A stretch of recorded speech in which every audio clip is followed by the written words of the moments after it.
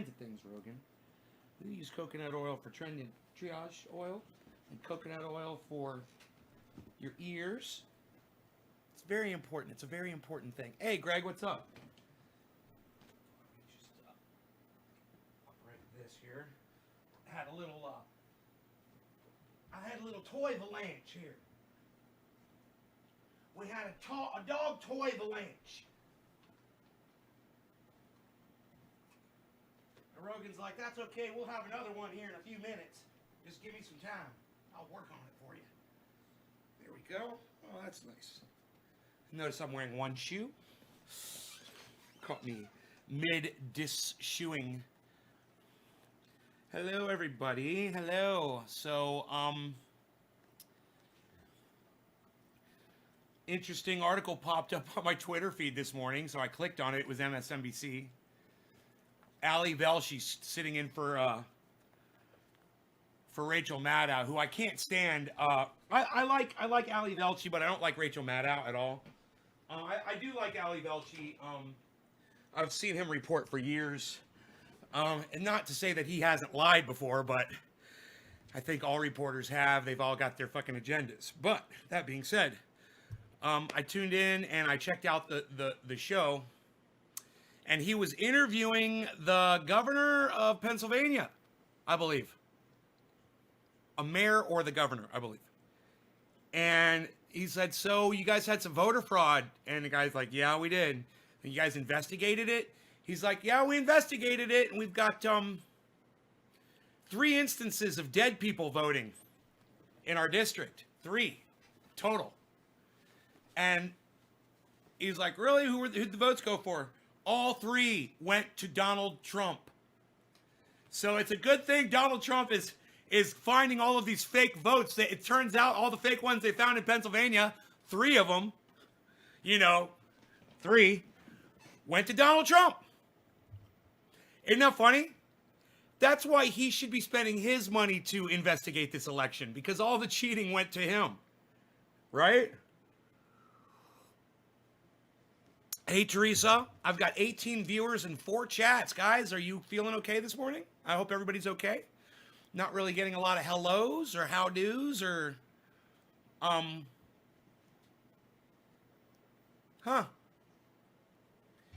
bunch of people here don't want to talk to me? You just want to peep in? I wonder where all these people are coming in from. Maybe we should see. Where are all these people coming in from that are not even saying anything? Here, Steven. Hey, Steven. Thank you. Steven dropped a digit. Steven loves me. Thank you, Steven. Wow, this kefefe this morning is banging. Hey, Doc. Hey, you dropped a digit. You love me. Thank you. I love seeing them digits fall like rain. Let them fall like rain. Michael Santini. Hey, I haven't seen you in forever. The great Santini is here, everyone. Okay, so it would look as if all of those people are coming in from a Facebook channel. There's 12 of you over there. And, hey, if you're on the Facebook channel and you're new, let me know. Hey, Shahar Galan. I see someone new has said hello. Great, Shahar. Michael Santini, hope you're doing well. I am, Michael. I hope you're doing well, too. Great. Starting a collection of spoons here for some reason. I don't know why. They're going to start calling me Spoon Man. Come together with your hand. Amber Guare, Upper Michigan. Hi, Amber. I love that name, Amber. Greg Rafferty. Hey, Greg. Good, good. I'm so glad you guys are tuning into my show. If you have any questions, feel free to ask me. If you have any comments you want to make about, what we've already discussed, which really, is not that big of a deal. It's just basically, for everybody out there that is following Donald Trump and this election and his claims of election fraud, this would be a very interesting show for you to watch. Because in one of the main states that they are focusing on, Pennsylvania, they've only found 3 total instances of voter fraud, And the 3 instances of voter fraud that they found were deceased people voting for Donald Trump.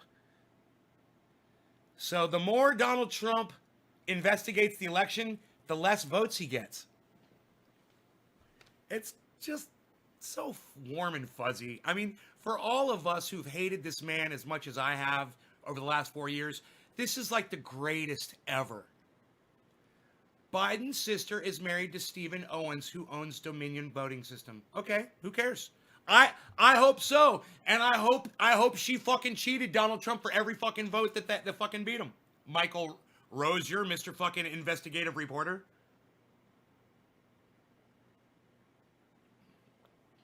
It's fucking hilarious, and I bet you Michael Rosier just lied to all of us.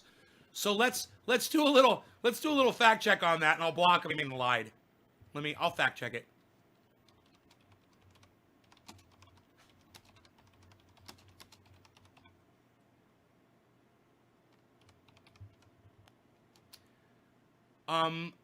Owner. Okay, let's find out. Let's see what pops up.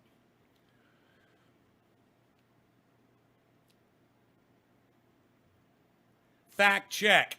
Joe Biden's sister is not married to Dominion owner Stephen Owens. All right, Michael Rosier, you want to go ahead and apologize to my audience for lying? I'll let you apologize. You're a fucking liar and a dumb cunt that came on my live stream and lied to everybody. I fact checked you. You're a fucking liar. It's my pleasure to call you out on your fucking lies.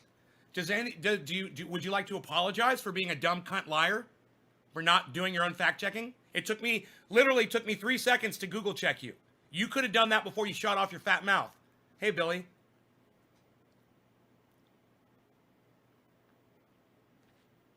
No? Not going to say anything? I'll just go ahead and block you, Michael. You got nothing to say. You don't have a lot of time. I'm just going to block you.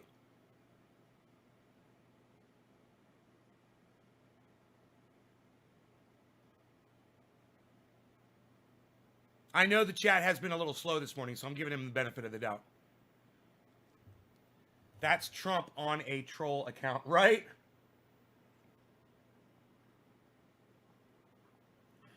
Nothing, you little bitch. Michael Rosier, you little dumb cunt. Nothing to say, huh? People don't really do well when they come up against me, do they? You try to match wits with me, and all I got to do is Google something. I just wish people would be a little bit more prepared. You know, before they shoot their fat fucking mouths off. Michael, I'm just gonna block you from my live stream since you don't wanna reply. You're blocked. Fuck off. Nobody comes in here and lies and gets away with it. All right. If I catch you fucking lying to my audience, lying to me, lying to yourself, not only will I fact check you, then I'll call you out on it. I'll give you the opportunity to apologize to everyone. And if you fucking fail at that, I'm just gonna block you from my live stream. Done. And you're forgotten. Move on. Hey, Karen McDonald's here, everybody. Karen, what's up? Scott Hogan says, Google, ha ha ja. Scott, you think you're smarter than fucking Google, dumbass? I tell you what, Scott, why don't you just explain to me what you mean by Google, ha ha ja? I'll wait for you. I'll give you the benefit of the doubt too. What's so funny about Google? I just want to make sure I don't exactly capture where your attitude's coming from. I think I do, but like I said, I'm going to give you the benefit of the doubt.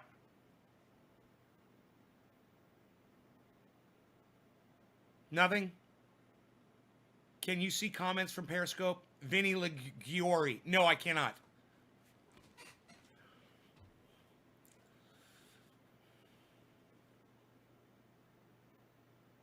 Nothing, Scott? Isn't this funny? Nobody wants to engage me in conversation. They all want to pipe up. Everybody wants to pipe up their little fucking... And then they're too much of a pussy when it comes to being confronted on their bullshit. Scott, something about Google, buddy? You want to engage me in conversation about it? You got a problem with Google? Because that little Google search I did, it resulted in an article from Reuters. So if you've got a problem with Reuters, let me know. That's where that came from. It came from. I didn't say it, but it was Reuters. I read it straight off of Reuters. Scott, nothing? All right, I'm blocking you too. Scott Hogan is the next douchebag blocked. All right. We're just keeping it. We're just keeping the audience real here, guys. It's what I do. It works on heat rash. I know it works on heat rash. It works on everything that causes pain, Karen. Anything cellular that causes pain, it works on. If the oil can reach where the pain is, it will take care of the pain. If you can't get the oil down into as far as where the pain is, it's not going to do anything. You got to get it to the pain. Hi, Nay. I hope you're having a great day. Thank you, Mark Andrew Barlow. I am actually. A little disappointed with my audience this morning. Not y'all, but just the lack of people here and the amount of reality that I'm dishing out. And you would think there would be a lot more people here to get their daily dose of fucking reality, you know? It's too bad. It's too bad. It's too bad. Nobody wants their reality this morning served cold. Unlike my coffee.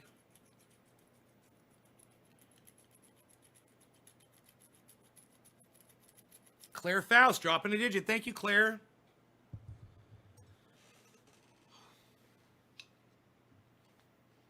All right.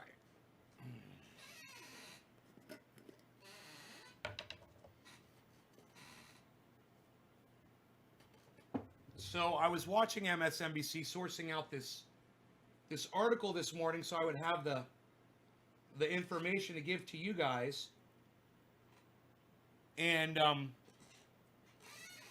a commercial popped up on MSNBC online, and I couldn't understand it. And at first, I swear, I thought there was something wrong with my hearing, and I thought there was something wrong with my brain, because the words weren't making sense. And I got scared for a second, and I listened, and it was just all took place over about a period of 1 second. But I really did feel that. I was confused. They were speaking fucking Spanish on MSNBC on a commercial, which I've never heard before. And it caught me off guard. It frightened me. I didn't know what the fuck it was at first. This is my real, true, honest reaction. And then I got angry. Because I'm like, I thought MSNBC was based in the United States of America, and I thought we all agreed here to speak English. And that if you want to come over from another country and enjoy the benefits of our country, you learn the language. Hey man, does that make me a racist? Fuck you! All right? Fuck you if that makes me a racist. Fuck you! I live in this country. I had to learn the fucking language. And if you want to live in this country, you should learn the fucking language too. And that goes for corporations too. And you shouldn't be fucking coddling people that refuse to learn the goddamn language. Force them to learn it and put your goddamn commercials in English. Motherfuckers, I'm not a fucking racist. Suck my dick. I'm an American. Anybody got a problem with that?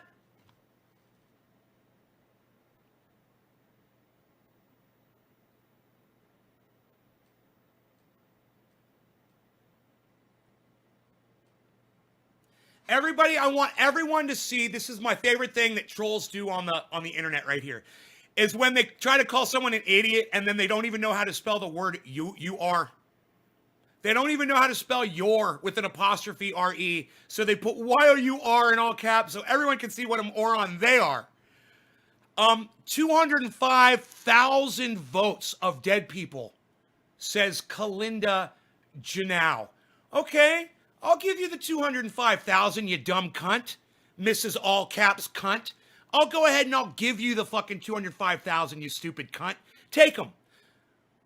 Donald Trump lost by like 7 million votes. So where's the other 6,800,000 fucking thousand, you fucking dumb cunt?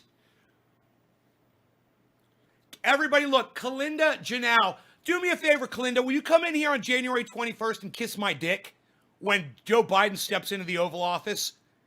Yeah, come on back and kiss my dick on the 21st, you stupid cunt.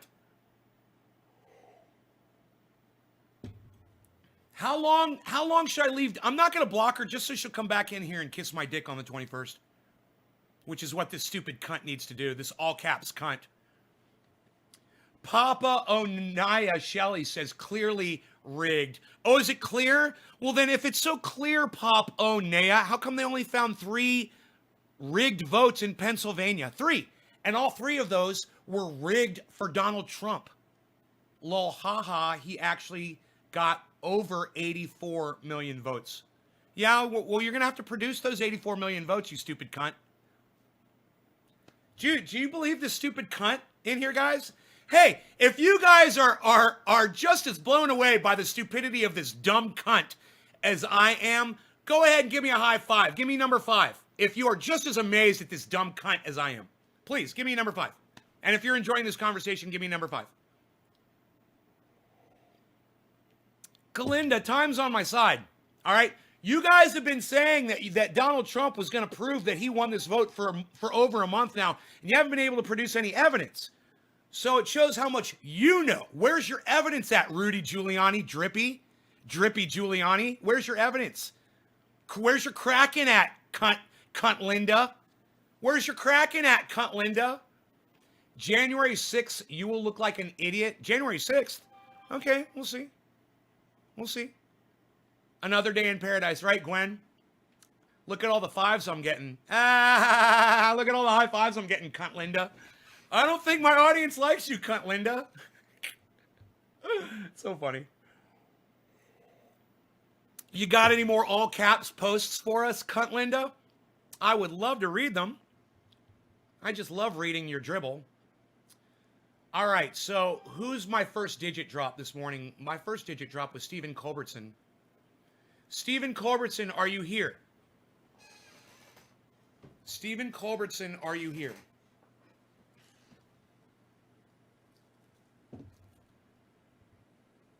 Stephen Culbertson, say hello. Shanna Banana, these people watch One News Network. Idiots they are. Hey, I watch One News Network.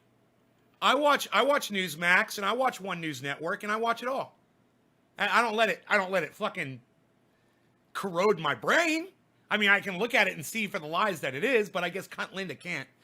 Do you know what January 6th means, Lil? I bet you have no clue, do you? Yeah, it's the official day of certification. January 6th. But the states have already certified. December 14th. I guess you weren't paying attention. But, I'll bet you have no clue, do you? She's calling her granddaughter trying to learn how to try and report you. Doc, what's up, buddy? Stephen Culbertson, this bong rip is for you.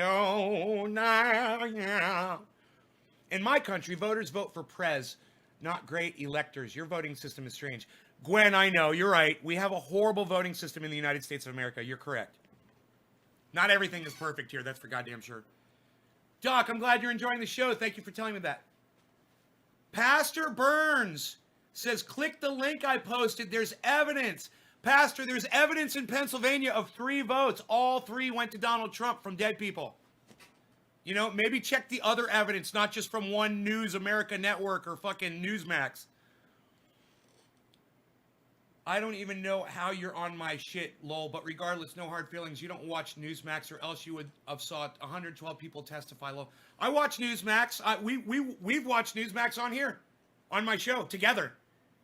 So if you have a problem with facts, Galinda, go back and watch my show where we literally watched a Newsmax. We watched this guy's name is Stenchfield. I call her Stinkyfield, something like that. Yeah, we watched Newsmax. How is Rogan's ear? Doing great. He's very comfortable. His hair is starting to grow back, and he's looking good. Thanks for asking. Quinzul, smoking with you, not political, but your voice brought me in. Hi, I'm Quinn. Quinzuli Harper. Hi, Quinzuli Harper. Nice to meet you. I'm smoking with you, too, regardless of your political beliefs. Trumpers are planning big protests on January 6th at the behest of Dear Leader. Have fun at the super spreader event. Cunt Linda Janelle. Ha, Claire. American people are smart. It's now time to change this. Snow, huh? Time to change.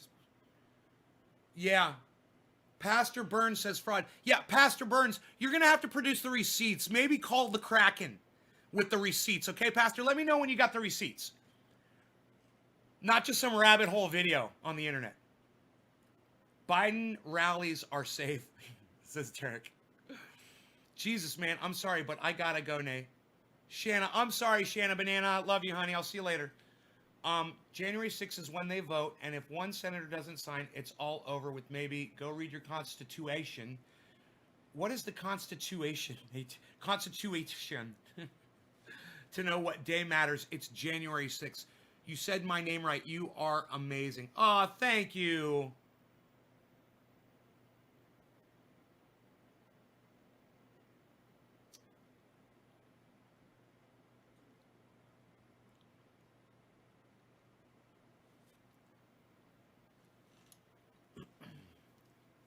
It's all over with if one senator doesn't sign. Then what do you mean it's all over with if one senator doesn't sign? What does that mean, cunt Linda? Explain that. It's all over if one senator doesn't sign. Why don't you explain it, since you seem to have such a great grasp of all of this? Why don't you explain it to the class? We'd love to hear what you have to educate us with. Betty White gets your vote? I'll smoke to that. Wait, I forgot who I was smoking for. Have I not smoked yet today? Who was my first digit drop? Stephen Culbertson. Cheers, buddy. Thanks for waiting for me, buddy. Bottom of the hour to you, sir.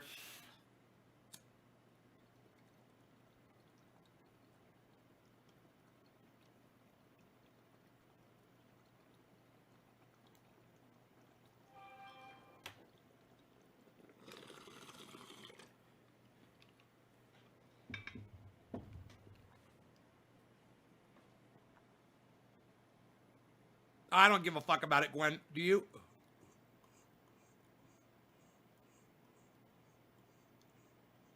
I'm just going to plant a garden and feed myself.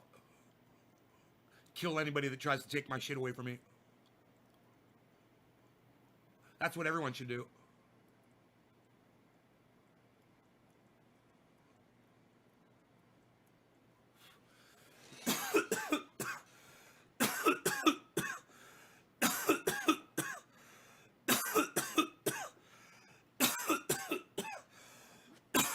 Oh, that's a good one. That one made me sweat instantly. A bong rip. Look at that. Look at that. A bong rip. Instant sweat, guys. What? Nobody even does that anymore, pal. Psst. Unreal. What are you doing? What are you smoking, pal? Psst. Nobody's smoking cannabis like that anymore, pal. And you know what's funny? When I do a bong hit and it makes me sweat like that, and somebody comes in here and says that my cannabis is shit, and that I'm smoking, you know, brick weed or whatever they call it. You know what would be fucking hilarious? If I got them on camera and say, okay, you do a bong hit of yours, I'll do a bong hit of mine, we'll see who gets a fucking sweat. Wouldn't that be great? Oh, well, I thought my cannabis was just dirt. Huh?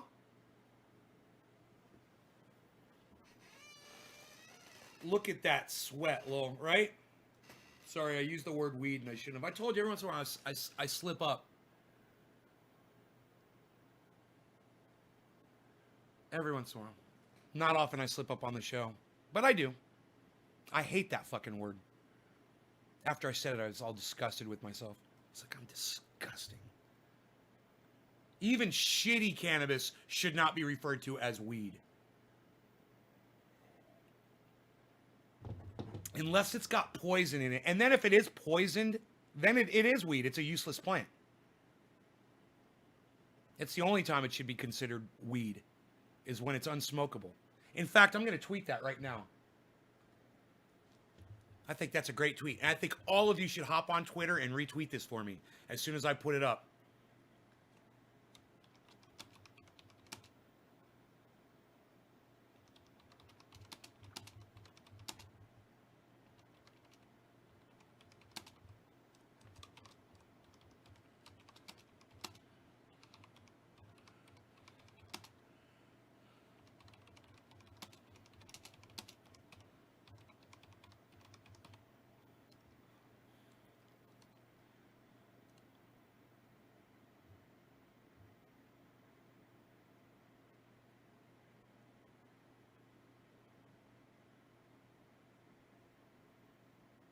Man, I said it better. I typed it out. It doesn't look right.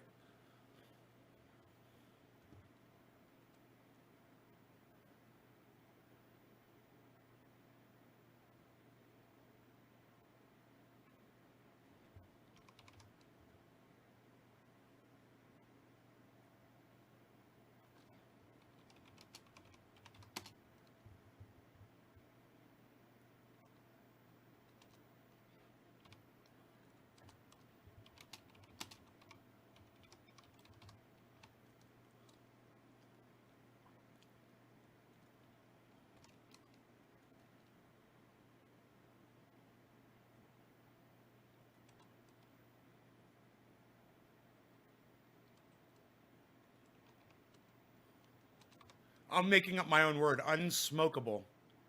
Should I put an E in there?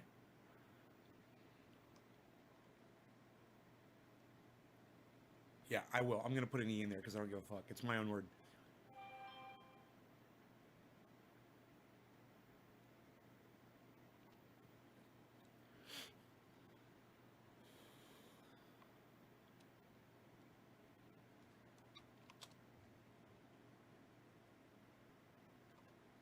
Fuck that tweet. That's a horrible tweet. Just ignore that tweet, everybody. It's a horrible tweet.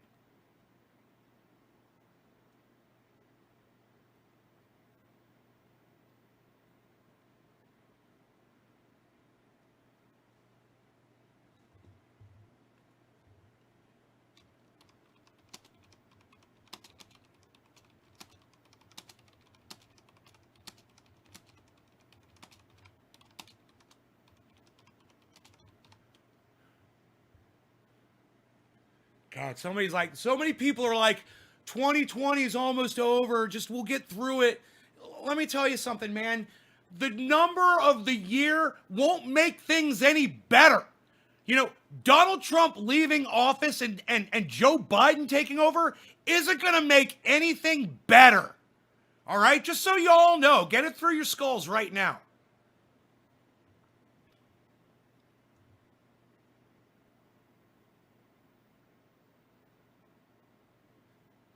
Yeah, no, Eric, I disagree with you completely. I disagree with you. No, I disagree with you. Just because it's corporate, just because it's industrial, just because it's a company putting it out there, doesn't mean that you can start calling it weed again, bro. So millions of people that are going to be getting cannabis from like Marlboro Marijuana Company, they should all start calling it weed again, bro? Because it's coming from an industry? Fuck that. That's no reason. Come on, Eric, think. That cannabis is smokable. It's still good. It's not worthless. I could make fucking guarantee you I could make some fantastic medicine out of that cannabis. I wouldn't refer to it as weed by who grew it. It doesn't matter who grows it, man. What matters is, can you use it? And will it help you? Is it healthy? Is it safe? That's what matters.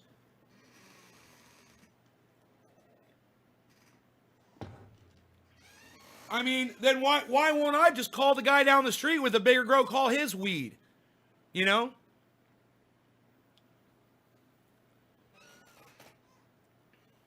Weeds extract nutrients from the soil. Major corporations are extracting value from the population. Yeah, but don't blame the fucking cannabis, Eric.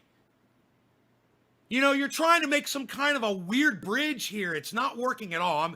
I'm totally throwing it right back in your face, man. I dissected that thing. I sucked the juice out of it like a spider sucks the juice out of a fly that it catches in its web, bro. I mean, it only took me 1 second. Come on. Don't double down on me. Please, don't double down on me, man. Just admit it. Just go like, oh, I see where you're coming from, Nay. You're right. I wasn't thinking about it like that. You're totally right. You know, what? Should I go call Oak Tree's cannabis weed because he's fucking industrial? Because he's growing on an acre? Should I call him fucking weed? Because I'm only allowed to grow 6 plants, but he's got a license with the state and he's industrial. So Oak Tree's cannabis should be called weed now? Oh, fair enough. I just have seen how 8 major corporations destroyed the possibility of the small producer. Yeah, well, go after them, bro. Call them fucking cunts. Don't disparage the name of cannabis because there's shitty people in the industry. You got to hold cannabis above those assholes by calling it cannabis. Like I said, the only time I will refer to cannabis as weed is if it is useless.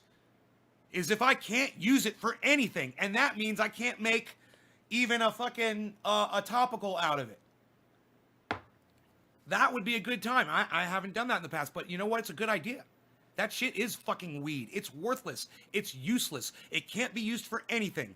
That's what the definition of the word weed is.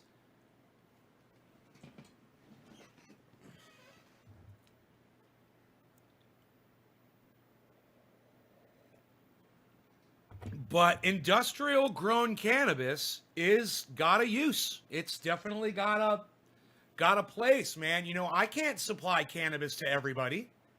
You know, you need people like fucking Oak Tree out there. You need people like Robert Mulligan who are doing deals with giant corporations that are doing this thing on huge farmlands, man, and giant fucking greenhouses. You can't even imagine what Rob Mulligan was getting hooked up into.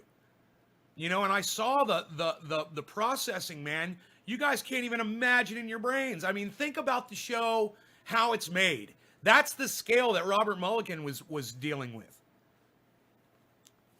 You know, are you going to call that weed just because it's grown on a large scale?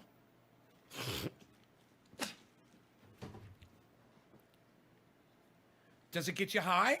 Does it have THC in it? Man, I could talk about this for hours. I should have shut up about this already. Let's move on. Let's move on to a bong rip. Let's turn this fan off. It's getting a little cool in here. I'm getting a little cool. We are smoking the mystery cannabis. Who was my second? God, I kept talking about that for 3 more minutes after he relinquished.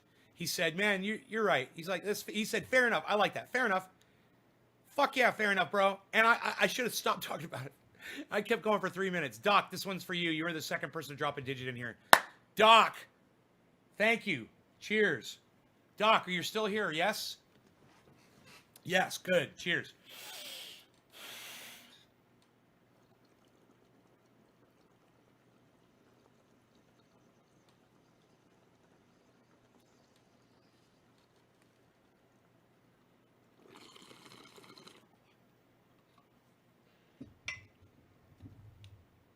Clink. Oops. I did a little clink.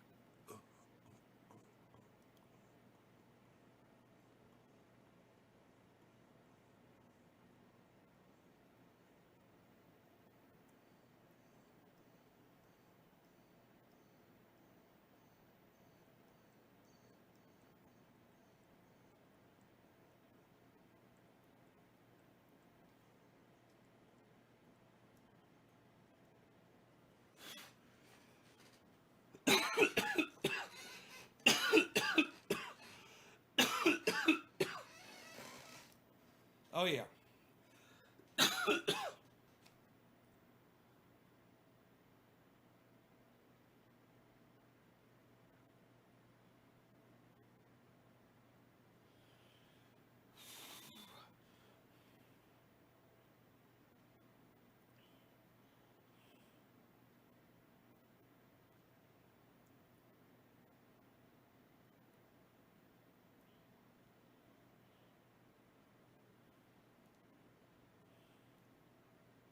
Thanks, Eric O. I appreciate that, buddy.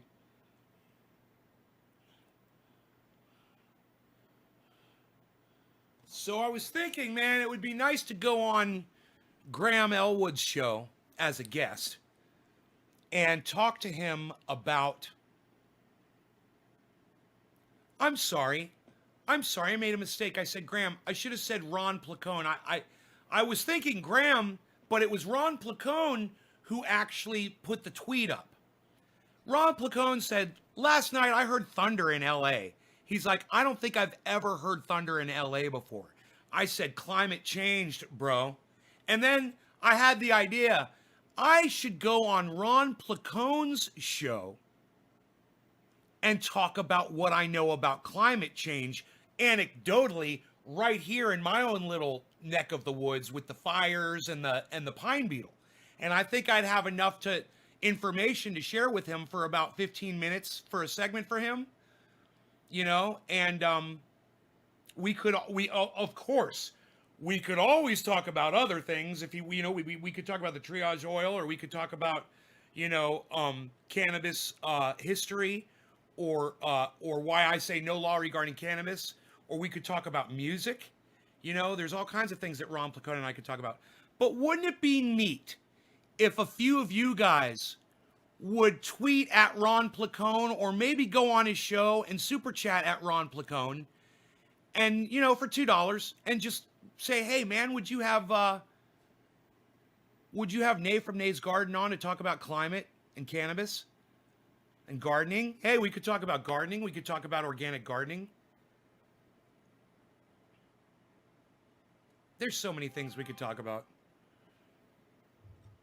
You know, we could talk about conserving your cannabis like we always do on here.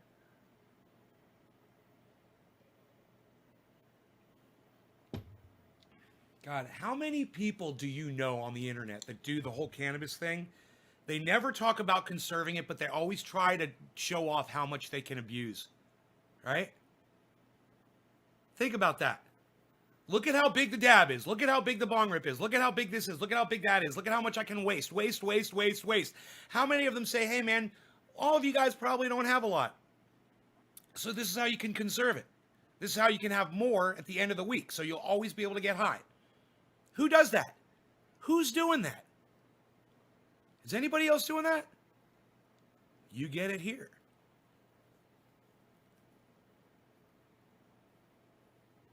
Three grams? Yeah, you're not getting all of that. You're not inhaling the whole goddamn thing. Even if you're doing, I mean, we've got a video of my friend Britt doing, I think it was a 1.3 or a 1.4 gram. It was huge. 1.3 gram dab. And she fucking did the whole goddamn dab in one breath like you're supposed to. And, you know, if you're going to do that, that's not wasting it. She fucking inhaled the whole thing. She wasn't feeling too good afterwards. That's for sure, man. You know, it really took a toll on her after she did that. She's like, I'm never going to do that again. I've never come anywhere near, not even a gram in one dab. Fuck that. I don't have the urge, you know? For the same reason I don't have the urge to snort fucking Keith. Which, if you do, by the way, it will be the most painful thing that you ever do in your entire lives. Don't do it. But when my friend said, when we were kids, yeah, I snorted a lot of Keith, don't do it, bro. I'm like, oh man, why did you do that? I thought it was going to get me high. I wanted to try it. I'm like, oh my God, dude. He's like, it was the most painful thing I've ever done in my entire life. He's like, I was in so much pain. It hurt in places I've never even felt before. It's hurt in places I've never even felt before, he said to me.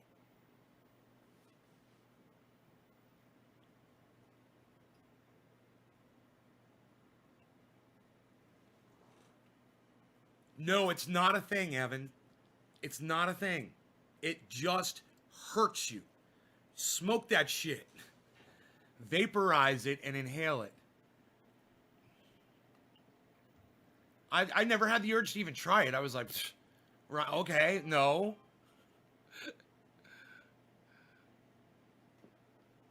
Teresa. Are you here, Teresa? Teresa, are you here? 'Cause it's time for your bong hit. Okay, cheers. This one's for you. We'll call this one 420 in Newfoundland for Teresa. Cheers.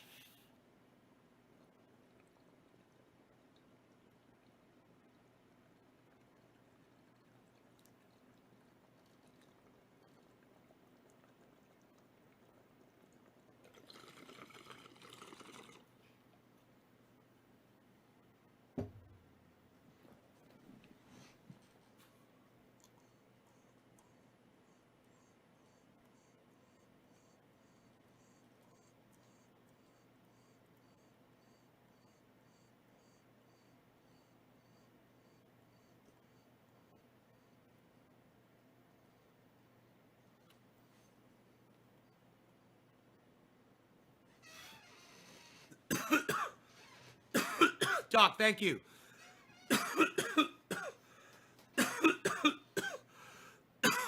Thank you, brother.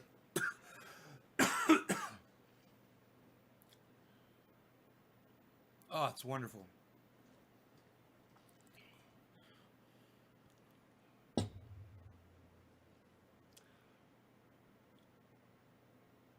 You love your bong, Evans?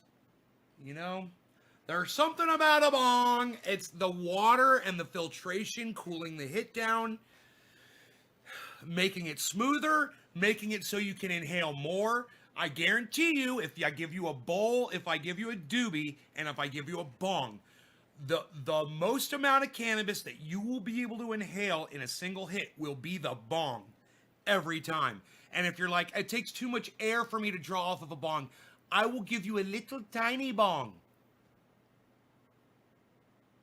A little teensy weensy bong that you'll be able to hit forever. And you take a bong rip off that and you'll be able to hit it for a long time. It's smooth, it's cool. You don't feel it. And when you're hitting a doobie, the heat is going right to the back of your throat. When you're hitting a bowl, that lighter heat is going right to the back of your throat. And you can only do that for so long. But with a bong, you could do it indefinitely. As long as you're not running out of oxygen and as long as you have pull in your lungs, you can keep going. Have I been a guest on other people's podcasts?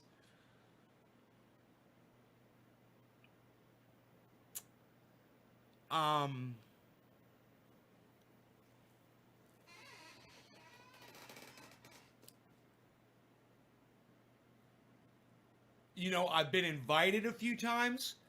I've turned down a couple. I've accepted a couple, but I don't think they ever came to fruition. I don't remember ever being on a podcast on anybody else's show. I'm thinking people have asked me, and I'd be like, how many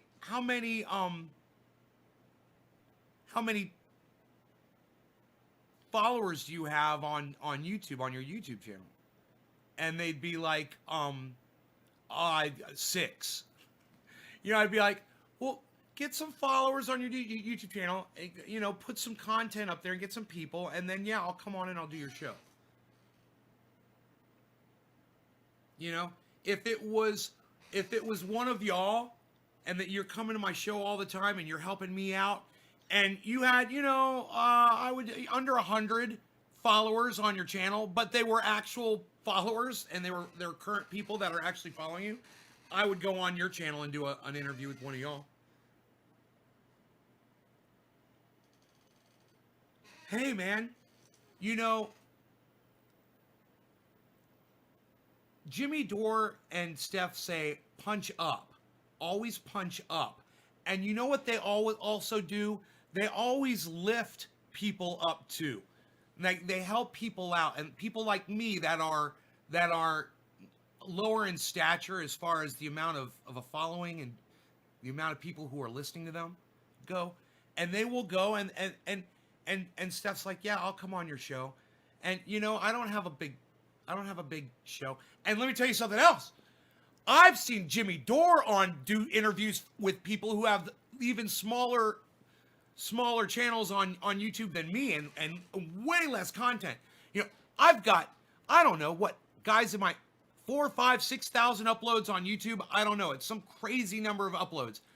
Jimmy Dore was on some dude's show. He had like fucking 10 videos on his channel and he had like, you know, a couple thousand followers. So, you know, they will help you, and so will Ron Placone, and so will Graham, and so will Lee Camp, and Arn Raw, and everybody that, and even the Pot Brothers at Law that have these amazing followings that came on here to grace, you know, us with their presence.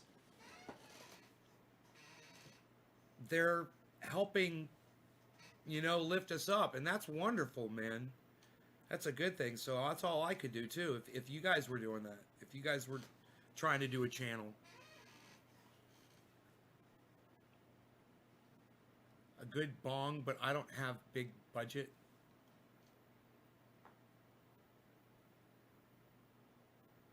Yeah, man.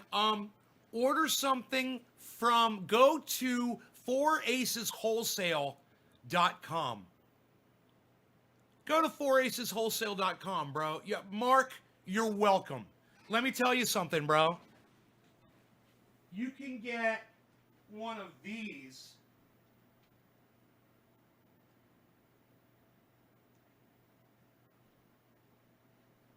You can get one of these and they'll send you like two for like $4. Water bong. And it's tiny. So you'll be able to hit it. It's got water, cool to hit off, same thing, doesn't matter. Like I said, I don't care if you got a doobie and a bowl, right? If you got this little tiny, tiny water bong with just a teeny tiny amount of water in it, you'll be able to sit and hit that. You'll be able to hit that whole fucking bowl if you've got the lung space for it. You'll give up on the doobie and you'll give up on the freaking bowl way quicker. I mean, dude, if you can sit there and smoke a whole bowl in one hit, or you can huff down a whole doobie in one hit, I'm impressed. Now, I'm not saying that a bowl is a whole doobie. It's not. But it's probably half. A bowl is probably half a doobie. And you can fucking take that whole goddamn thing down. You're not going to smoke half a doobie in one hit. I really don't see anybody ever doing that. Unless it's like a Cheech and Chong movie. And you know what? And if you can do that, kudos. That's got to be fucking painful. It's got to hurt. Or you've got to have some kind of callousing on your esophageal passage. Doc, Stooks, Evans, what's the website? I'll take a look if they have cheap, nice bongs. Thank you for that, brother. Really appreciate it. I've heard that called a chillum before, that bong you have in your hand. No, Doc, I think it's a bubbler. I think this is considered a bubbler. And I think, a bong has the removable hardware on it, like a bowl. Makes it a bong. I believe, I don't know, man. This is all just, I'm making this up right now. I am literally just making this up. And let's call this a bubbler because it's all one piece. Bubbler, bong. Bong, bubbler. Now, is this a bong? Yes. Is this a bubbler?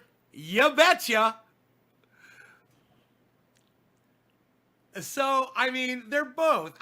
They're bongs and bubblers. If it bubbles, it's a bubbler, right? Well, this bong bubbles. And if it's water, then it's a water bong. It's got water in it. It's a water bong. But it's also a bubbler because it's so cute, and bubbler just sounds like a little cute little word for a thing, like it's a little bubbler. It's a big bong. It's a little teeny tiny bubbler and a big bong. Bubbler, bong. I don't know. This is all opinion, guys. This is all opinion here. Psst, unreal. Nobody's even doing opinion anymore, Val. You guys are like, yeah, that's it. That's a bubbler. It's like, yeah, I don't know. My friend, the first time I heard the word bubbler was my buddy. I remember it was my buddy Ryan.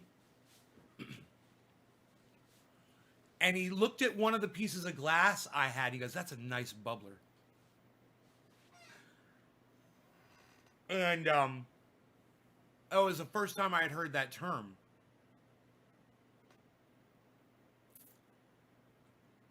But if it bubbles, it's a bubbler. If it bubbles, it's a bubbler. But a bong bubbles too. And if it bubbles, it's a bong. I don't know, man. I don't know. I'm really confused. I've confused myself. I've been so unclear. I don't know. Anyhow, I want to talk to you about what I was just talking to you about. But I can't remember what it was.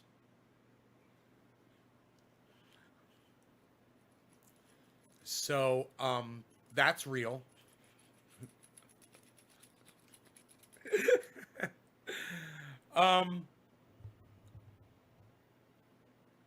So we, oh, great! Listen, Tomorrow. It's Jimmy Dore tomorrow. You guys, listen. It's the 30th of December. Tomorrow on the internet. And all of you can go to forcethevote.org right now. I put the link up on my Twitter. You guys can share this link everywhere and get as many people as you can. They're going to have a town hall on the internet, and we're all invited, and you need to go register for it. It's real easy to do. They just want your name. They want a little bit of your personal information, and if you want to join the town hall, or you can watch the town hall on YouTube, and you don't have to join. It will be on. Links will be at forcethevote.org. But if you guys want Medicare for all, and let me tell you something, I don't need it. But every other person that I know just about could definitely use it. And I'm more than willing to support this and take a hit to my level of healthcare, if that's what it is, so that everyone can have a decent level of healthcare in this country. And it will relieve so much financial burden from everyone, me included, the country overall. When the people are healthier overall, the country is saving money overall. It's win-win. You know, you have less sickness. You have it's when people are sick and dying, it costs a lot of money. When you can catch that shit early, it saves a ton of money. Medicare for all would be the most fantastic thing for this country. And the people like Jimmy Dore and myself that are really pushing for this, that really support it, we have something to lose over this. And we don't care because we love you guys and we want you guys all to have this. Why would your health care be affected? Well, because I've got a lot of money, Doc. I can go to any doctor I want, right? And I can get any kind of fucking medical care that I want. And I can afford to pay for it. I could fly somewhere else. You know, I can hop on a plane and fly to another country. I go to another state. I'll find the greatest doctor here in my area for anything I need. I've got it. I literally, Doc, truth be told, bro, and you know me, I've told you guys about this before, but I'm going to tell you again. I've got a helicopter taxi service that will take me to any doctor anywhere in the United States of America to save my life. I literally pay for that. And you know what? All of you could probably afford that service. It's not very expensive. You could all probably have that if you needed it. Now, most of you probably don't need it because an ambulance can get you to a good hospital quicker than a helicopter could. But I live in an area where that's fucking impossible. A helicopter is definitely going to get me anywhere faster. So, that's what happens when you live up in the mountains. You know.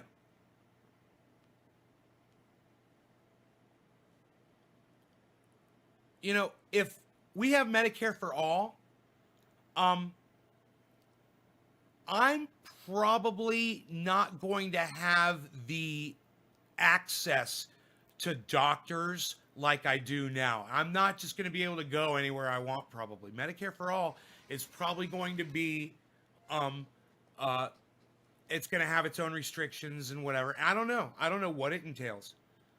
All I know is it's going to be different than what we have now. And what we have right now is, if you got money, you can afford to do fucking anything you need to do. You know, I was in a situation where they told me they were going to give me one of the fucking bags on my side for the rest of my life.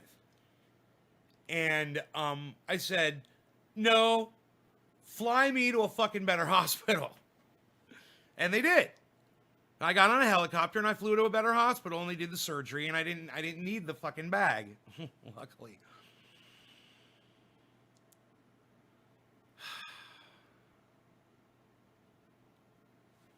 But you know, I got lucky. I got very close to dying. I could have died within a half hour of them starting the surgery.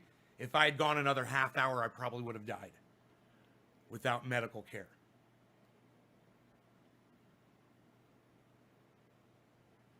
Yeah, yeah, I'd take a little bit of a sacrifice in the quality of my medical care. This is the thing: is a lot of people that are in my situation financially, like AOC and Nancy Pelosi and all them motherfuckers in the government, they know that they will take a drop in their quality as well. They've all got bulletproof golden parachute plans. All of them. They will lose that. And so will all the wealthy in this country. And there's a lot of wealthy people in this country, people. And there's a lot of people in this country that are wealthy that pay off politicians to keep you from getting this.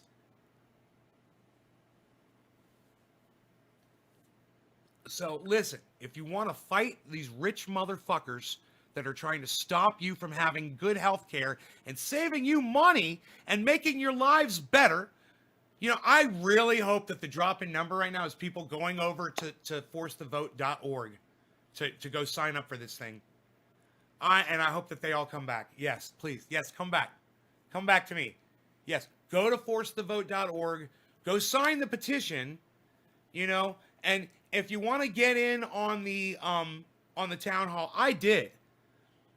You know, I got in on the town hall. But if you want to just watch the town hall, you can watch it without joining it. Okay, Billy. Is that where we're going right now? Why are we talking about tigers and Carol? Oh, I don't like her. No.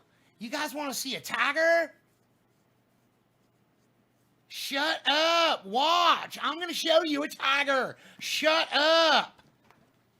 Bring that camera over here, Mr. Cameraman. Get this tiger on your camera. What are you doing? What, are you scared of a tiger? Don't be scared. I'm going to bring some more tigers in here. You're going to have to show me that you could do this job, mister. Oh, Claire. A rising tide lifts all boats. Claire Faust, that's nice. Funny as hell to you, Arne. Doc.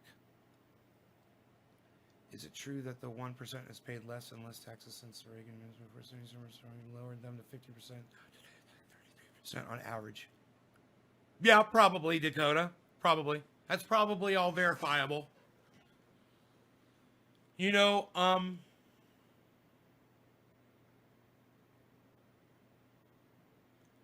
I pay a lot of money in taxes. You guys would be amazed at how much money I pay every year in taxes. I could tell you. You're not going to like it. But it's a lot of money. It's a lot. I pay more in taxes than a lot of my viewers make in a year. I pay more in taxes than what some of my viewers make in 5 or 10 fucking years. I pay in 1 year of taxes.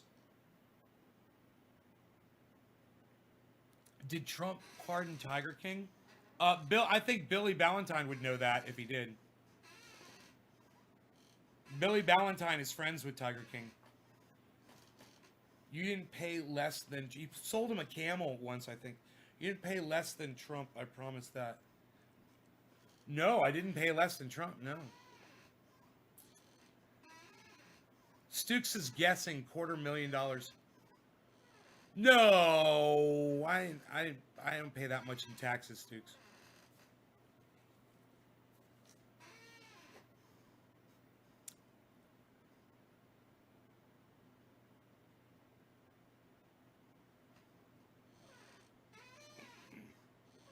But it's a lot of money.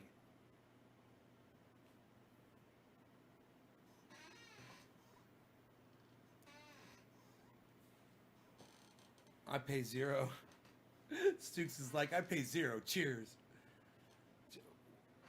I sold Joe a white Camel in 2015.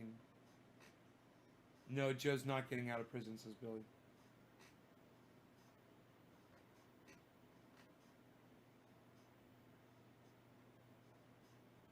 God, could you...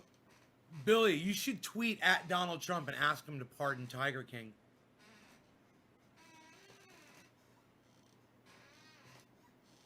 I'm Joe Exotic. Pardon me, Donald Trump.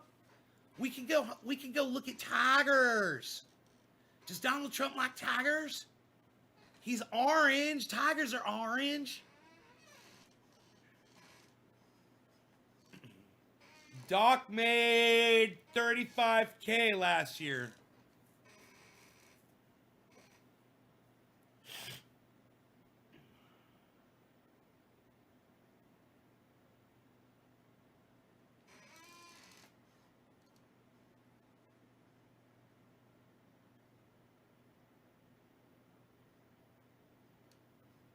Yeah. Somewhere around there, a little bit, probably more than that, Doc, is what I pay in taxes every year. Is what you make in a year. Doing an actual job, bro. Working in a hotel as a cook, bro. And you know what? I should be paying more in taxes.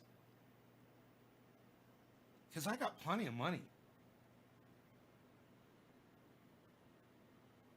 They should be taxing the wealthy a lot more than what they do. I made more, yeah.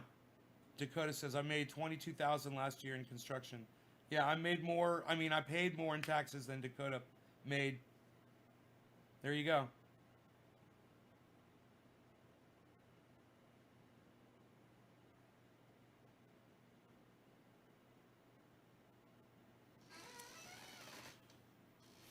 You know what they do with that money? They take that money and they buy fucking bombs and rockets and missiles and fucking bomber planes and aircraft carriers. You know? Why don't we get a say? And I've said this before, on our tax forms, there should be a designation for where our taxes go. Like, we should be able to say, no, you're not going to spend my tax dollars on war. I'll pick education, feeding the hungry, housing the homeless. Those should be on there, and you should be able to check off what you want. Why do I think they should take more of my money? Because there's obviously not enough to go around. We need to help people, man. We need Medicare for all, man. I'm willing to pay for that. Take my goddamn tax dollars. I got money sitting in the bank I don't fucking need.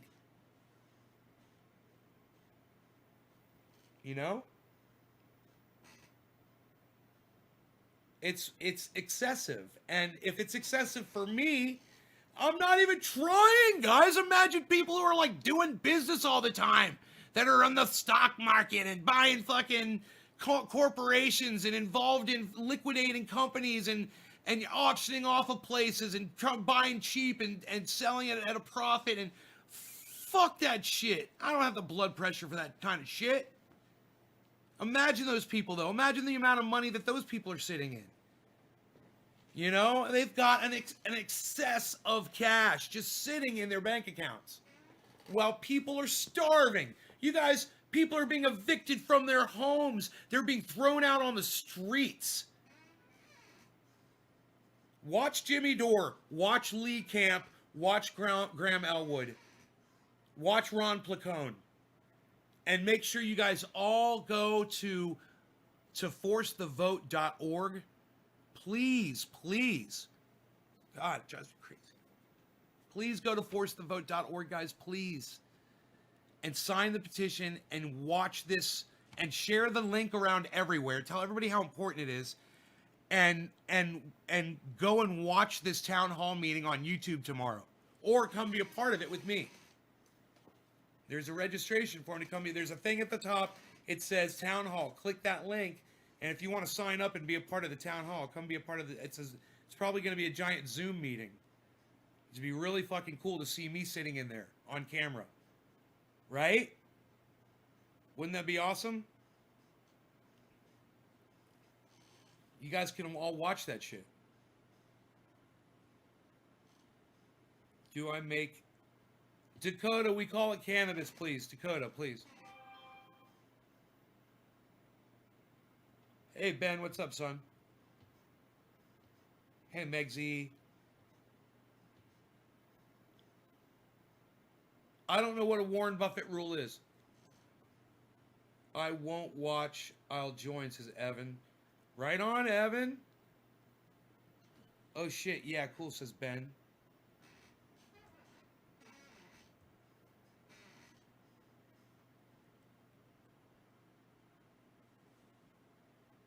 Do you make cannabis edible? What was it? Cannabis edibles? Not too often. I mean, I know how, but I don't do it on the regular now.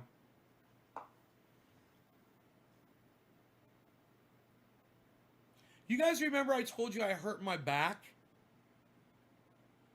Yeah, I guess it's okay now. Isn't that funny? I think it's all the exercises I was doing. So I'm gonna try to keep working out. You know, that was really good. I like doing that. Try to get my waist size down another. Man, get down to 28. Could you imagine if I was wearing a 28-inch friggin' waist jeans? Medium-sized shirts, 28-inch.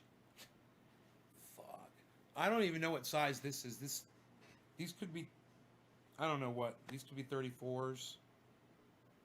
I have to look on them. I don't know.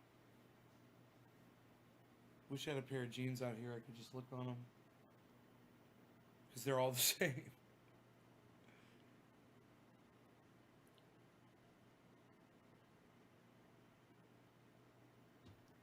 Where's the link, Nay?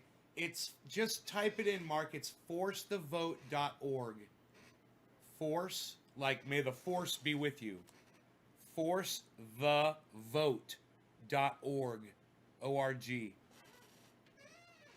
Paying less taxes than most middle-class families and tried to change it.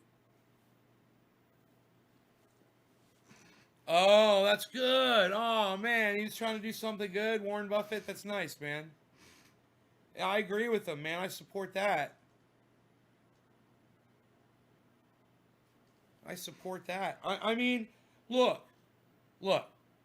I could so much easier redesignate the way our government spends our money. If I'm not even an accountant, I'm not even qualified. But if you gave me all of the information and you sat me down at a desk and I got to see where all the money is going, I could fix it in just in an hour. In an hour. Just show me all the government spending in one place. You know, pie chart. 1 hour I could fix it. It would be, we would be fixing infrastructure. We would be doing hemp. You know, we would be manufacturing hemp-based products and exporting out to the rest of the world.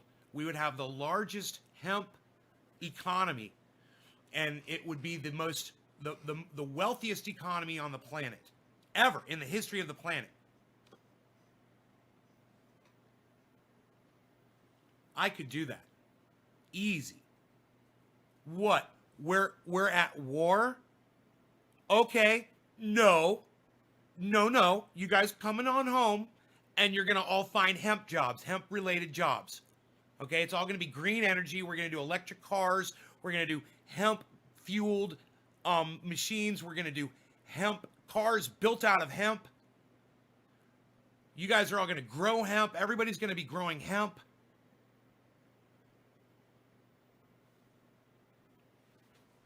It would be in an hour. I'd have the economy fixed. Everyone would have jobs, everyone would be fed.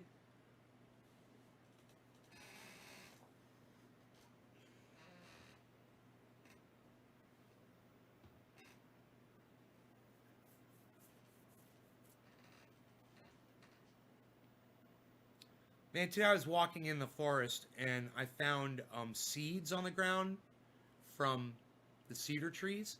And I guess you can eat that? Seeds? They're edible?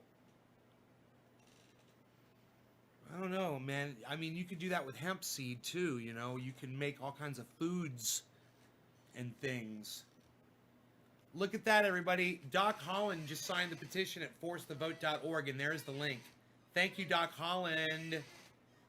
Thank you, Doc Holland. It's forcethevote.org. Yeah, vote for nay, says Teresa Teal.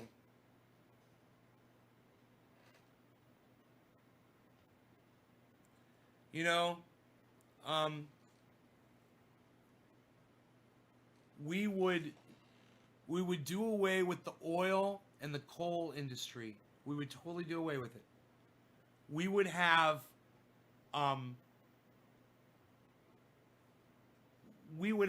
energy forever.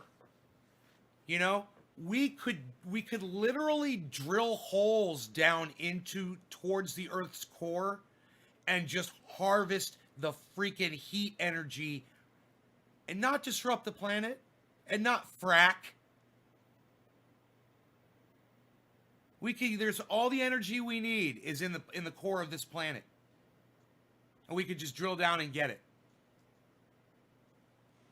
We could power the whole planet with that. Totally clean energy. And we could use focused, saline-based solar arrays that are circular, that they focus all on one point. They're amazing. If you guys have ever seen them out in the deserts, we've got them. You just build more. Build more of those. And those are jobs.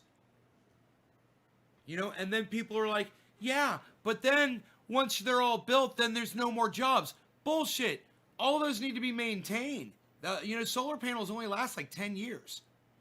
We've already got panels that are going out that need to be replaced. It's a giant industry, and the more panels we put out there, the more that are going to have to be replaced.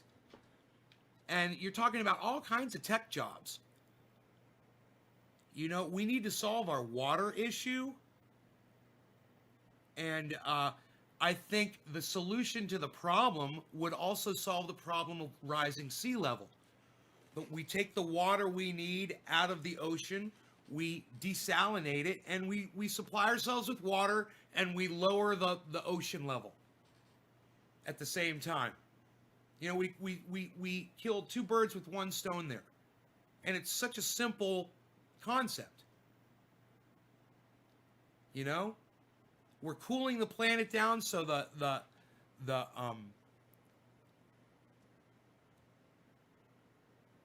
glaciers aren't melting as quickly, into the oceans. We're going to slow that down. We just need somebody to just do it.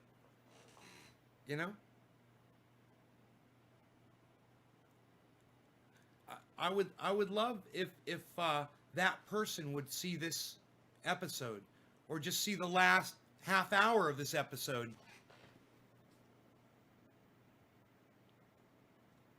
Yeah, from the last 15 minutes or so that I've been talking about it, at the 1 hour mark. That'd be great. You guys can share this at the 1 hour mark if you want. Share it to every scientist out there. Share it to everybody with a platform on Twitter from the 1 hour mark. And,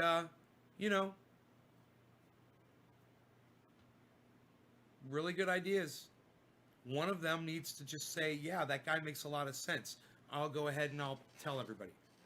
It's not going to be me. But you guys have the information. You guys have the information. Right when I start talking about hemp, right when I start talking about the pie chart, You know, you give me the American economy, give me all of the where all the money is going, and I will fix it. You start from right that point and send that out there.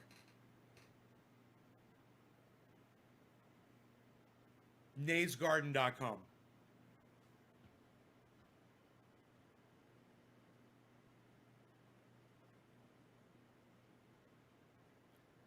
Desalination for seawater for consumers.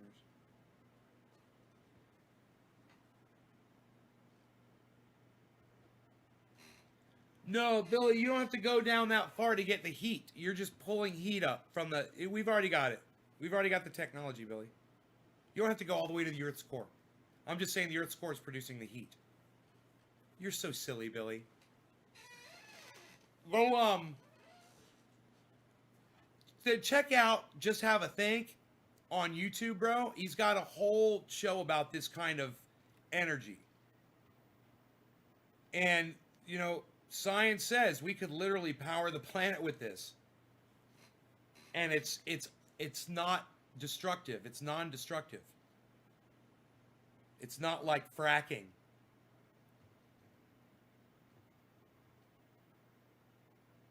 There's an endless source of energy.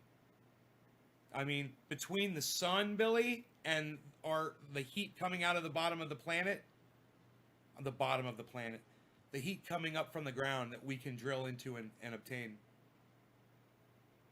Let me find the video for you, bro. How about that?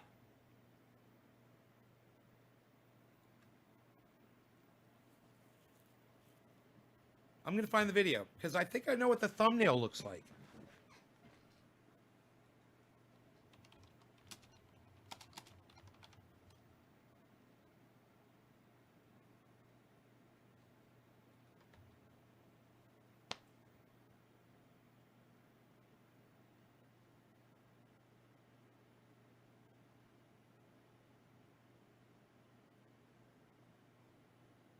Dude, he's got several.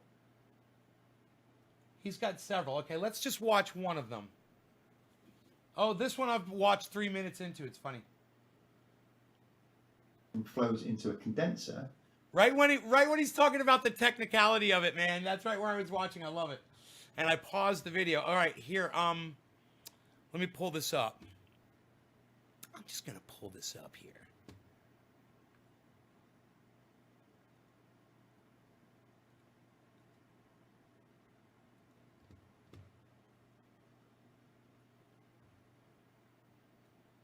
Okay.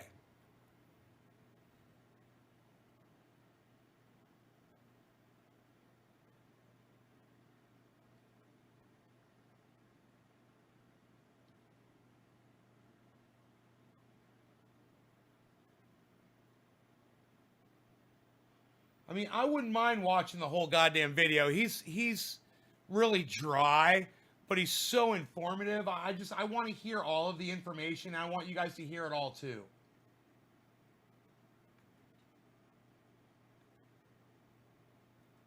You'll know there's an awful lot of it right under our feet in the Earth's crust. The challenge is to get at it in a safe, environmentally friendly and economic way so as to produce a large-scale transfer of heat into a liquid, then turns into vapour and moves across a turbine to drive an electrical generator, which in turn provides extra power for national electricity grids. And many of you who watched that video quite rightly pointed out that large centralised power stations like these aren't the only way to utilise geothermal energy.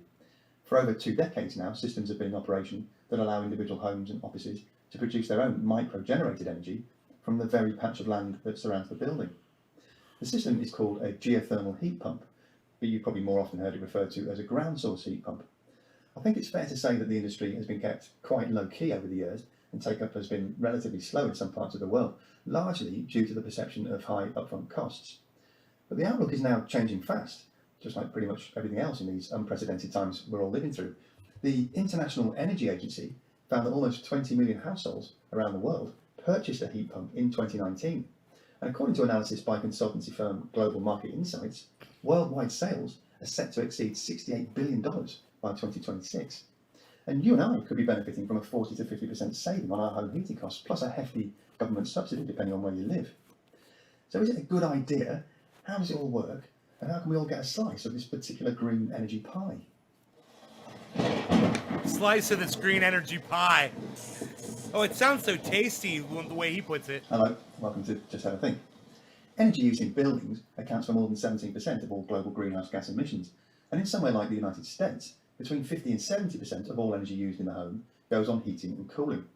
Different fossil fuels are used to heat and cool buildings in different parts of the world. Many countries rely heavily on gas, but oil-fired heaters are also still in widespread use.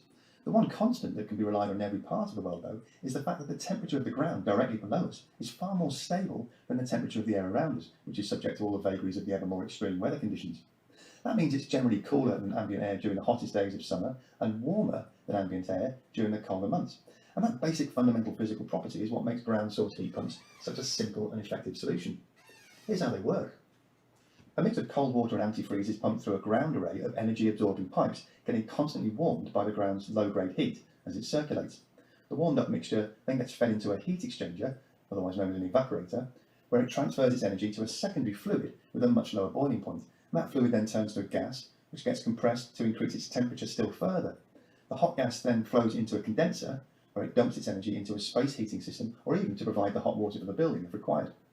Once all that energy has been transferred out of the gas, it turns back into a liquid and goes through an expansion valve at the end of the cycle to reduce its pressure and temperature back to the starting point. It's a completely closed loop cycle, so the fluid just goes round and round, absorbing energy from below and dumping it where it's needed. Not all homes and buildings have huge expanses of space around them, of course. In those cases, rather than winding the energy absorbing pipes around in a horizontal array. Isn't that awesome? Isn't that awesome?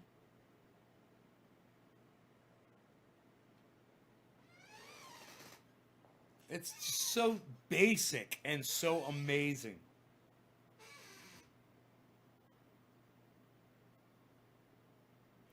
So he's got this one.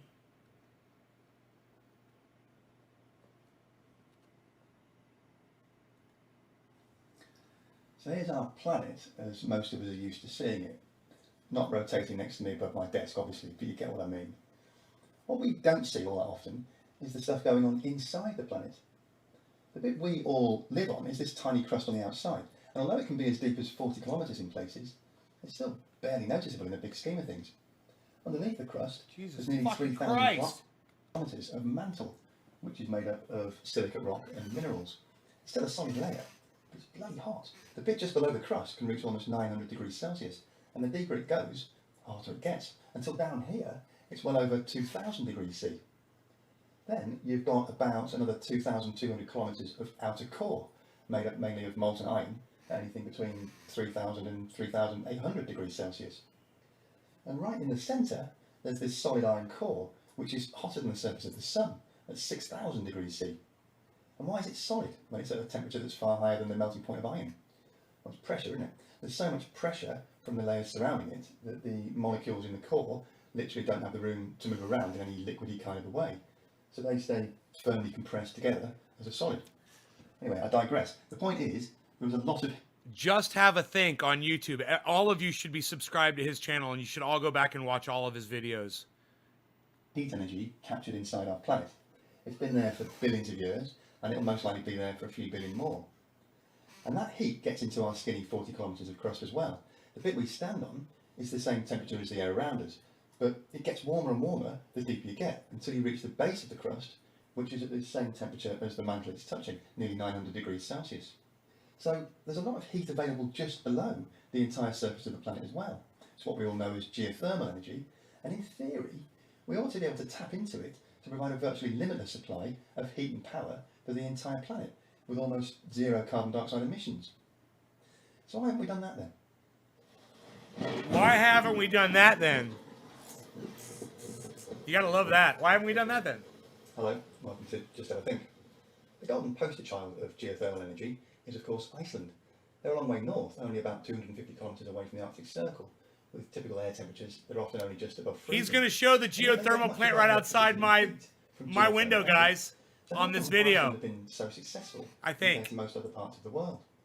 Well, that skinny crust I mentioned earlier is broken up into tectonic plates that can more or less move independently of one another. Anyone living on a fault line... I can literally see the mountain range that he's I can see the plants. I can see the smoke, the steam Iceland straddles coming the up from the Eurasian and North fucking American the steam tectonic plants. plates. And those two plates are actually moving slowly apart, and that's allowing huge amounts of heat from the mantle below to escape into the upper regions of the crust under Iceland's landmass. Claire, let him know I sent you. About 35 degrees Ask Celsius him to after come on my 30 show for an seconds. interview. If you go down a kilometre below Iceland, you hit temperatures of about 200 degrees Celsius. That powers the famous Icelandic volcanoes and the hot steaming geysers, and it also provides geothermal heat very close to the surface that can be so easily tapped into that Iceland has really got more than it needs. They've built themselves 7 geothermal power stations to generate electricity from the underground energy. They still do it by driving a turbine to rotate an electrical generator, just like a traditional fossil fuel or nuclear power plant, but they don't need to burn coal or gas or fire neutrons at radioactive material to provide the heat to convert water into steam to turn the turbine. They use a fairly straightforward system called flash steam.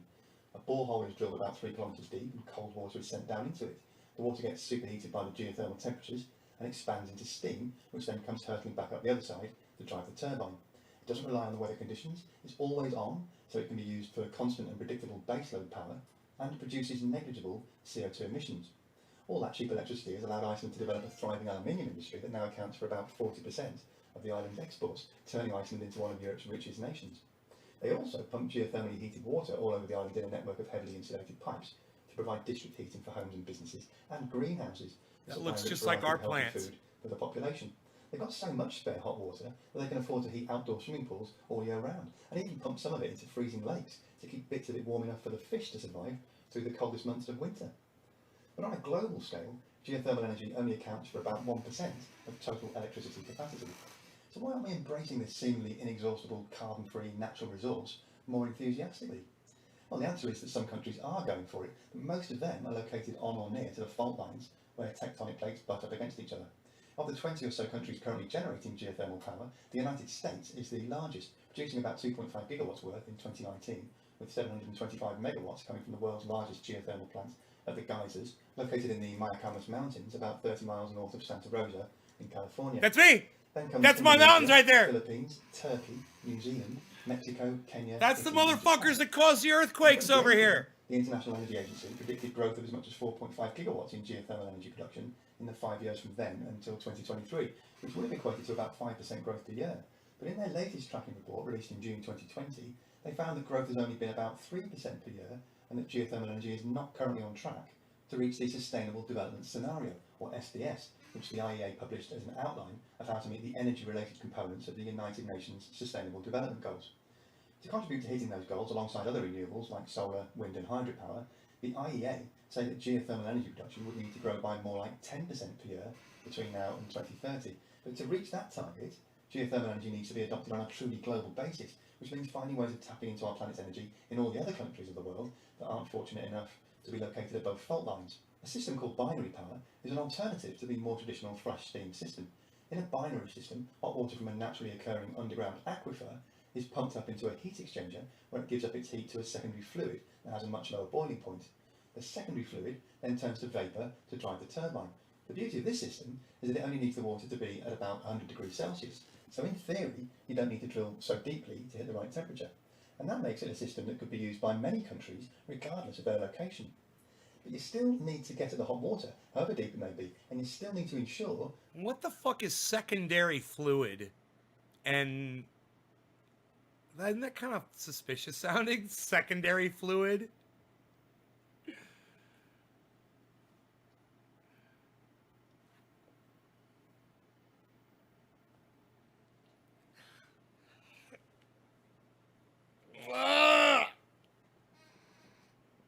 Oh, yeah.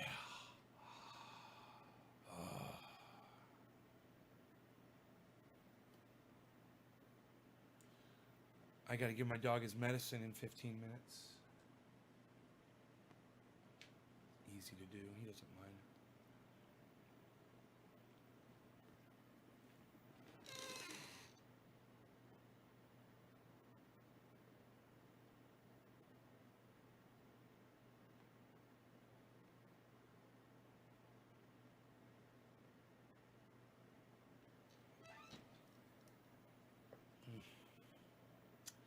Okay, you guys are not talking to me at all. that the supply doesn't run out. And that brings us to the increasingly contentious subject of enhanced geothermal systems, or EGS. The United States Office of Energy Efficiency and Renewable Energy offers this neatly sanitised explanation of how EGS works. Neatly The EGS sanitized. concept is to extract heat by creating a subsurface fracture system to which water can be added through injection wells, Fracture. creating an enhanced or engineered He's gonna be geothermal like, oh, that sounds familiar, doesn't it? It sounds a bit like fracking, doesn't it? system. Requires improving the natural permeability of rock. Does that remind you of anything? Sounds a bit like fracking, doesn't it? And although the liquid injected down into the fractures is just water, and not the And I was screaming at the goddamn screen, going, yeah, it's motherfucking fracking, motherfucker. Try living next door to one of these fucking plants and live through the goddamn earthquakes, you fucking bitch. nasty concoction of chemicals and abrasives that get shoved down the fracking lines. And even though it's at a much lower pressure than hydraulic fracking, it is still designed to open up natural rock fractures to create underground reservoirs of water. And there are plenty of geologists and geophysicists Thanks, Claire. who think that that increases the risk of earthquakes in those areas. EGS has been linked to a 5.5 magnitude earthquake in Pohang, South Korea in 2017, causing... He's saying that the fracking's, they've documented one earthquake. Let's go back. That's hilarious. Listen to what he says. fractures to create underground reservoirs of water. And there are plenty of geologists and geophysicists who think that that increases the risk of earthquakes in those areas. Do you see the way he's saying that? He's not just saying that it does, and I'm telling you that it does. Number two, the water that they're pumping down underground like that, they're showing them pump water down, it's not just nice, fresh, clean water, man. It's toxic. You know, and we have no idea where that fucking poison water is ending up when they pump it down into the aquifers like this. EGS has been linked to a 5.5 magnitude earthquake in Pohang, South Korea in 2017, causing 75 million... And I'm so sorry that this is boring so many of y'all. I'm so sorry. Am I boring you guys? US dollars of damage. In an interview for this 2020 article at Yale's Climate Connections website, Johan Olli Coven, a research physicist with the US Geological Survey, explained these faults are going to slip eventually, but EGS can certainly speed up the clock. But of course, all the other environmental, climate and energy security benefits of geothermal are extremely compelling. According to this 2017 study, the energy reserves in the upper 10 kilometres of the Earth's crust are approximately 1.3 times 10 to the 27 joules, which probably means as little to you as it does to me. But the study says those reserves could potentially supply all our global energy needs for approximately 217 million years. So the motivation to get these EGS systems set up around the world is very high. As the director of the Geothermal Resources Council, Will Pettit, puts it, right, Dakota, thank you. Anyway. Right, Evans. Right, Mark, thank you. And you will find hot rock. So maybe, with the right regulations in place, we would still have a workable solution, right? Well, possibly. But even if that were the case, there remain some fairly big technical and economic obstacles in the way of geothermal progress. Drilling is very expensive, and there's no guarantee of success when the pressurised water starts getting pumped in. You might not open enough decent fractures to make the project economically viable, in which case you've wasted a lot of time and money. Try selling that concept at an investor pitch presentation, and you'll find your audience thinning out pretty quickly. There are also minerals like quartz and limestone in the rock formations, which are already saturated into existing aquifers and can also contaminate new water being pumped in. These sorts of minerals can cause scaling and fouling that can lead to failures in components like pumps and heat exchangers, and that causes expensive delays, which again hits the economic viability of a project. So as the prices of solar panels and energy storage have tumbled over the past decade, so large corporate investors have found themselves much more inclined to put their money into that technology and wind instead. Nevertheless, at the COP21 climate conference in Paris in 2015, the IEA's sister organisation, the International Renewable Energy Agency, or IRENA, was instrumental in forming the Global Geothermal Alliance, or GGA. GGA is a coalition for action to increase the use of geothermal energy, both in power generation and direct use of heat, calling on governments, businesses and other stakeholders to support investment in geothermal energy's potential. The goal is a 5-fold growth in installed capacity for geothermal power generation and more than 2-fold growth in geothermal heating by 2030. There are currently 46 member states, and the Alliance aims to support those countries with 4 priority actions: to identify and map geothermal resources around the world, scope out the assistance that countries may need with regulation and policy, support the development of legal, fiscal and infrastructure capacity, and promote geothermal's role in supporting decarbonisation and the implementation of national climate plans. Just like all other renewable energy sources, geothermal energy will be a major element of many of the nationally determined contributions that participating nations are required to present at COP26 in late 2021. If the safety of the systems can be properly assessed and regulated, and some of the technical challenges can be overcome, then perhaps this ancient energy source, first tapped into by the Romans in their hot water spas, could become a major player in our 21st century transition to a more sustainable carbon neutral future. That's it for this week. That's it for this week, kids. Check them out on YouTube. Sorry more of you don't stay and learn things like this, but for the 15 of you guys that did stay and listen, thank you. I'm impressed with the 15 of you. And it just goes to show me that, you know,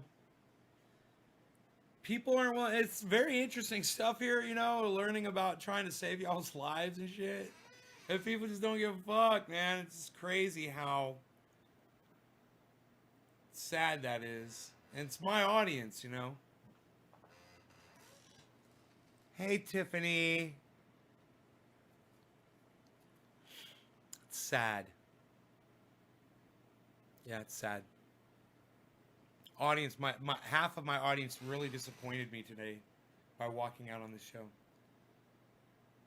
But do check out my friend Ron Placone, please. Okay, ronplacone.com, lucyandron.com, and of course Ron Placone over there at on YouTube. Ron Placone on YouTube. Follow him, subscribe to him.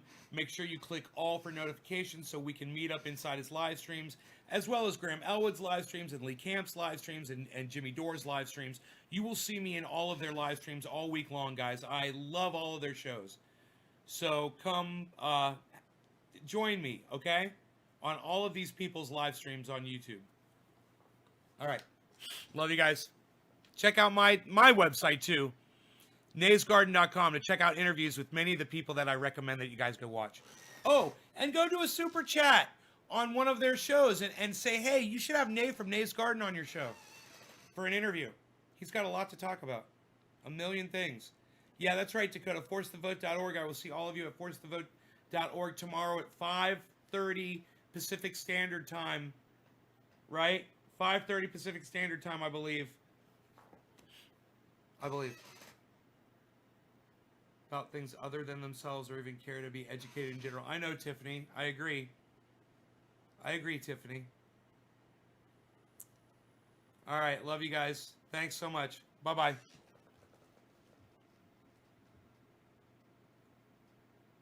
Claire said, #keep it open. I love it.